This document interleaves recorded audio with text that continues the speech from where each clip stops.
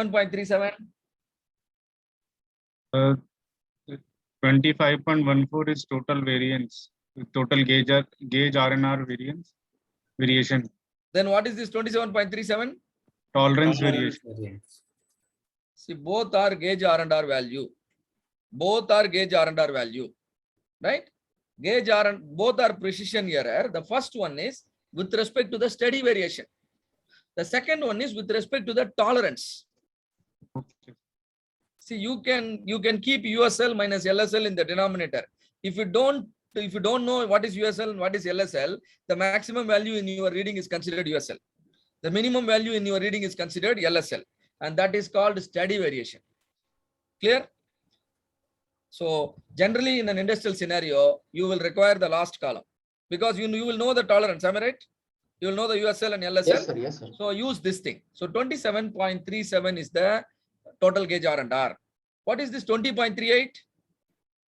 Repeatability error. What is this 18.27? Reproducibility error. Reproducibility error. What is this 105.38?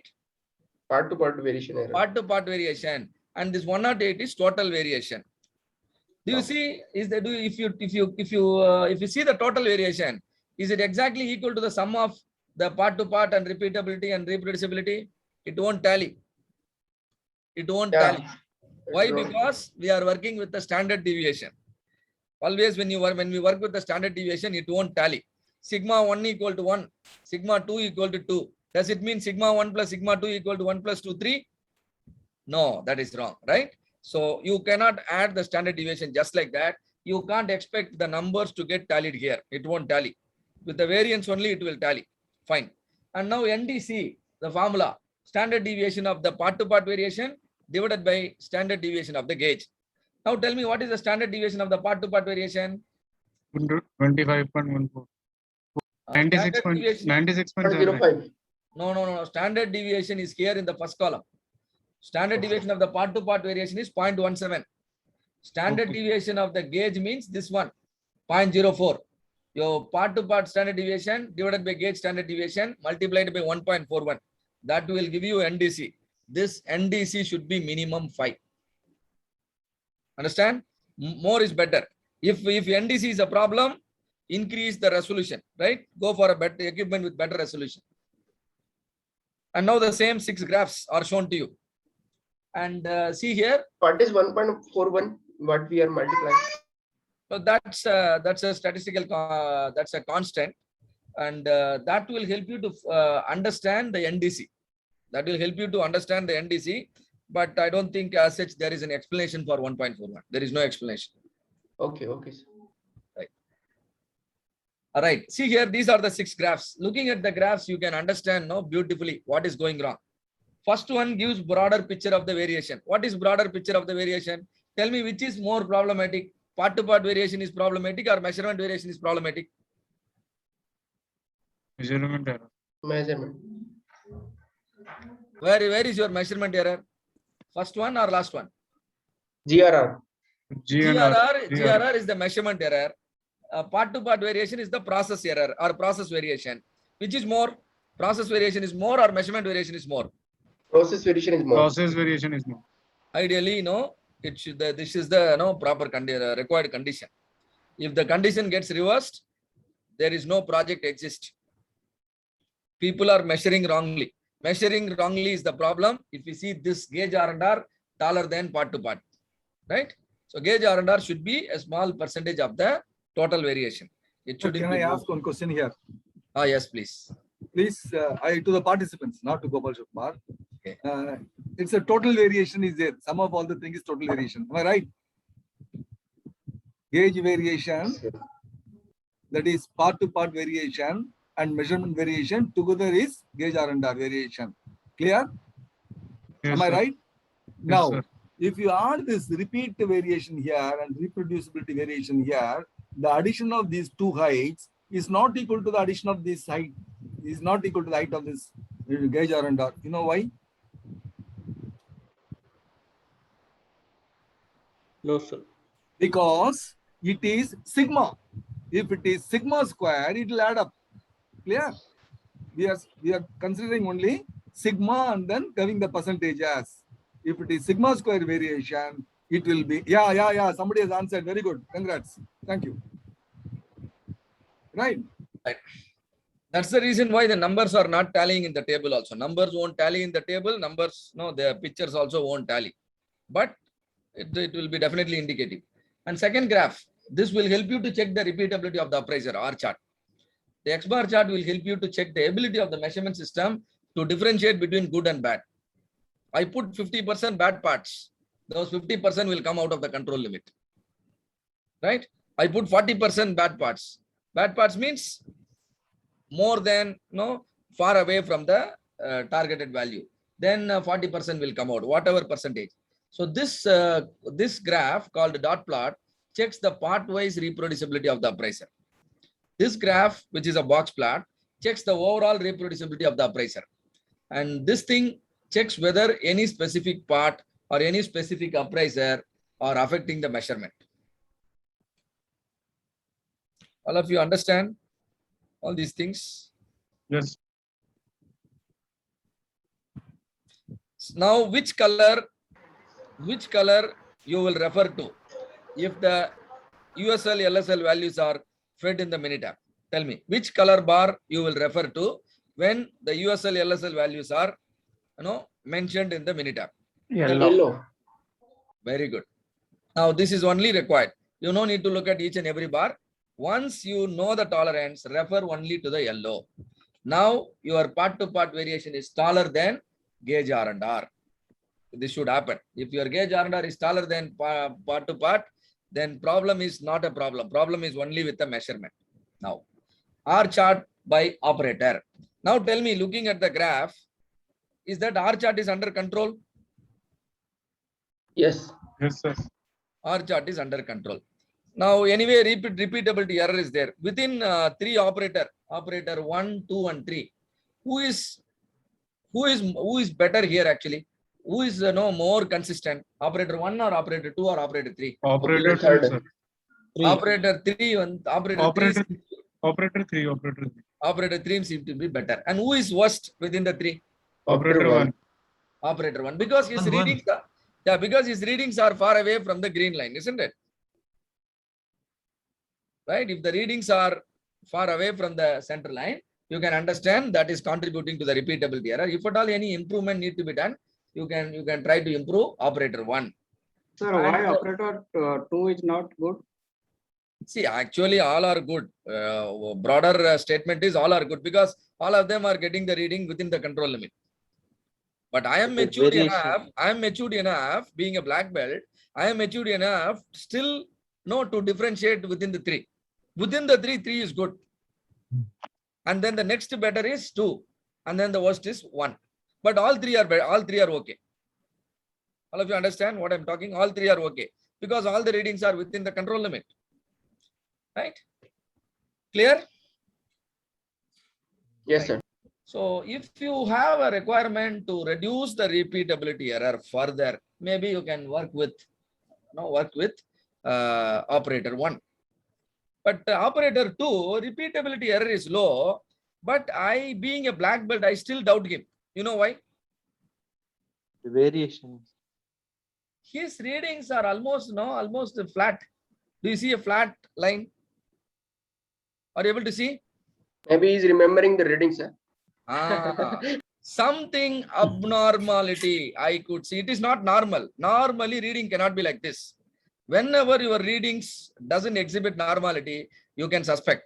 For example, imagine a patient admitted in a hospital. Have you ever been to ICU ward? Yes. All of you, right? Do you see some graphs going next to the patients? Yes. On the side of the patient? Yes. Yes.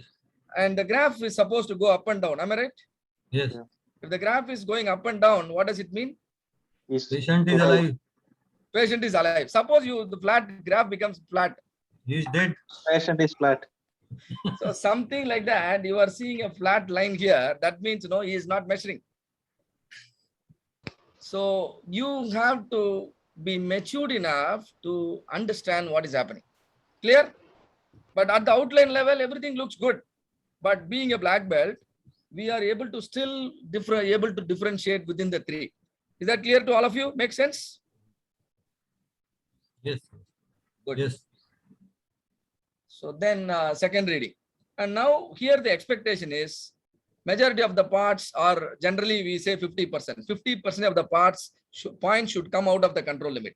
Why 50% of the points should come out of the control limit?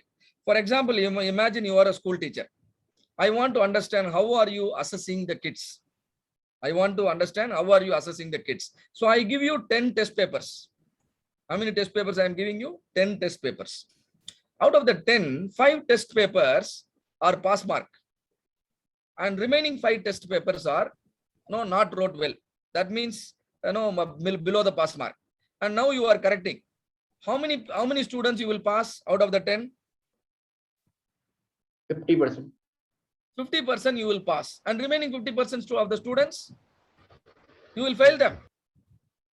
Am I right? Yes, sir. Only when you pass 50% of the students and fail 50% of the students, you are giving justice to your job. You are measuring correctly. If you simply pass everybody, do you think you are a good teacher? No, isn't it? Same way, your measurement system should discriminate between good and bad correctly. Bad means it should come out. Good means it should be inside. And what is preferred is 50% of the points should come out. But generally, we mix up 50% of the points. 50% of the bad parts, we mix up in the study. All of you understand why it is 50%? Right. And now the fourth graph, response by part. Part number 1 measured by 3 operator. Each operator measured how many times each part? 2 3 times. times. So 3 operator, 3 parts, 3 times. Totally how many reading? 9 reading. And do you see the 9 dots here? 9 dots here, 9 dots here, 9 here, and fourth 9 dots here. And you can see all the 9 here. If you see all the 9, what do you understand? 10th part. Every part has a different reading. 10th part, they are struggling to measure. Lot of reproducibility error is happening with respect to the 10th part. Am I right? Maybe you can train your team on to measure the 10th part, carefully. You can check up why that particular part people are measuring wrongly, some way. And which particular part they measured better? I think it is part number 7. Am I right? Part number 7, they measured better. Yes, Ideal condition, it should look like a pile of coins. You keep 10 coins one over the other, and top you just see 1 coin, not all the 10 coins. So this is the fourth graph. And then the best and worst are highlighted. Now, response by operator. And now I do not know how many of you watched my statement before going for the lunch. You have to select half of the part on the right side, half of the part on the left side. Am I right? And also you have to space the parts equally on the left side as well as equally on the right side. If you do all these things, 2 things will happen. One is the crossbar, the plus symbol, what you are seeing is nothing but average. The average will get you a perfect horizontal line, or the average will lie on the horizontal line. And now average is not lying on the horizontal line because operator 2 average is pulled downwards. Am I right? Yes, sir. That means operator 2 is not aligning with operator 1 and 3. It can be another way. What is another way? 1 and 2 are not aligning with 2. Either 2 is not aligning with 1 and 3, or 1 and 3 is not aligning with 2. Am I correct or not? Yeah. If 1 and 3 align with the 2, I will get horizontal. Or 2 align with 1 and 3, I will get horizontal. Now I want to know who is correct. Whether 1 and 3 are correct or 2 is correct.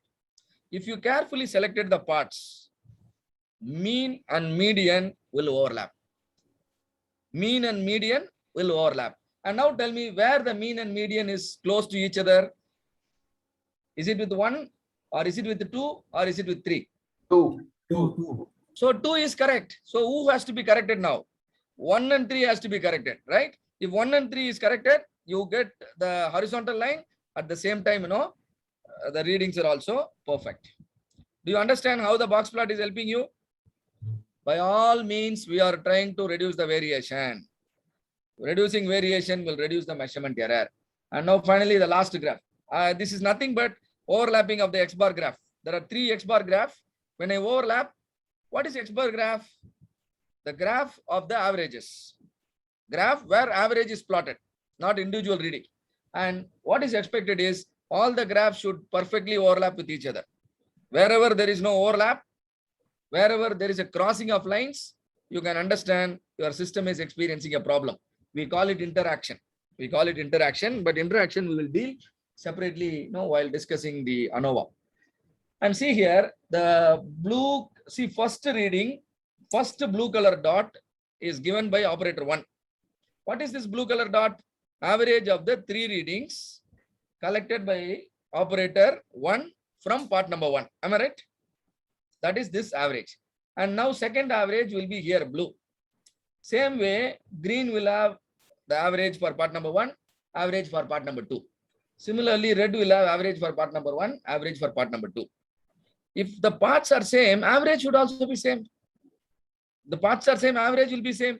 If averages are same, you will see all the 3 overlapping.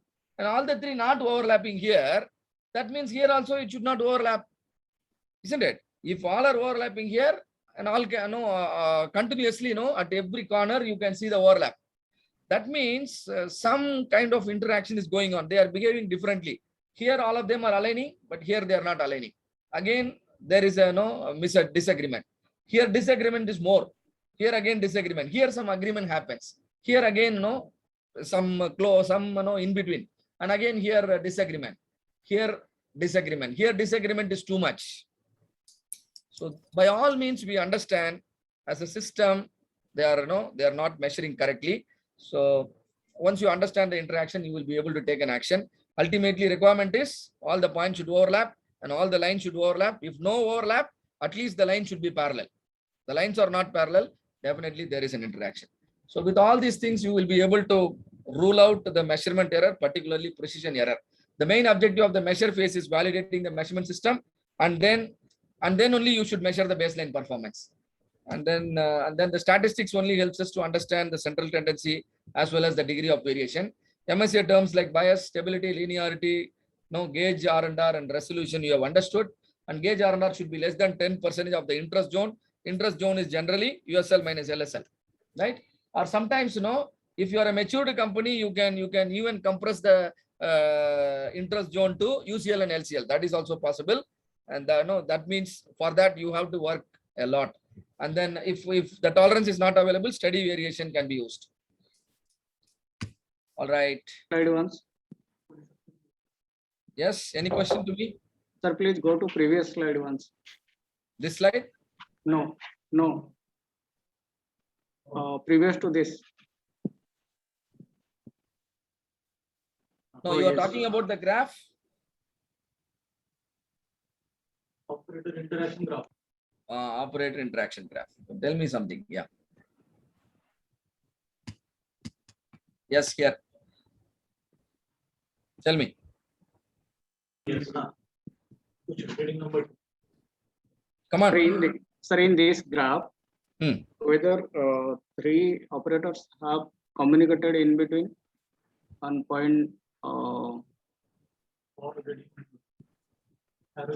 taking reading.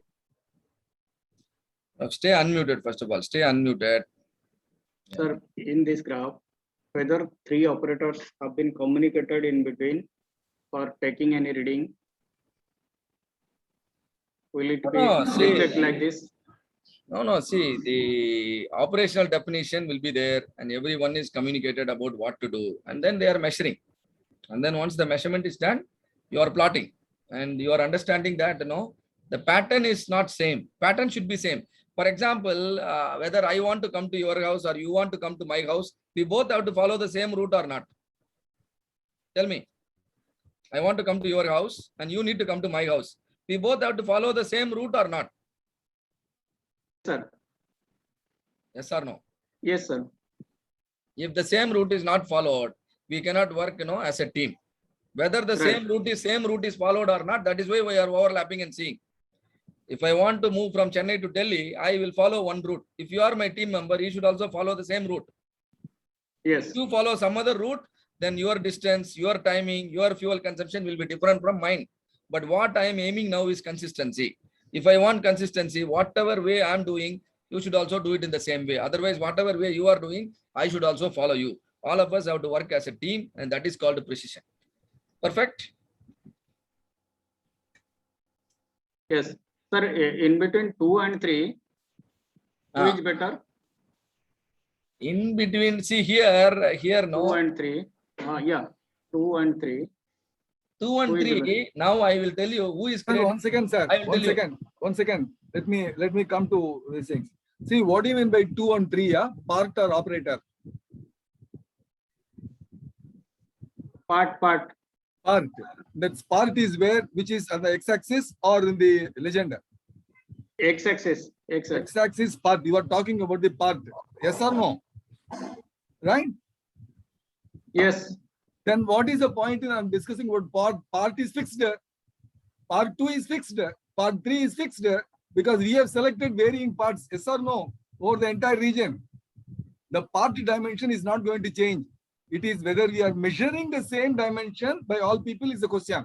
Therefore, your question is about the operator, not the part. Part cannot change now for different persons. Clear? So the Yes. operator is reading the second part, the same values. Therefore, all the 3 operators are measuring the second part same way, same procedure, same following same operational definition. Therefore, they are getting the same values.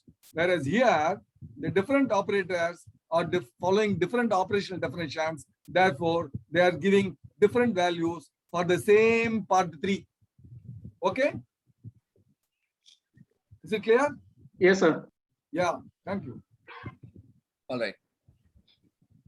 So that's it on the gauge R&R. And now, okay.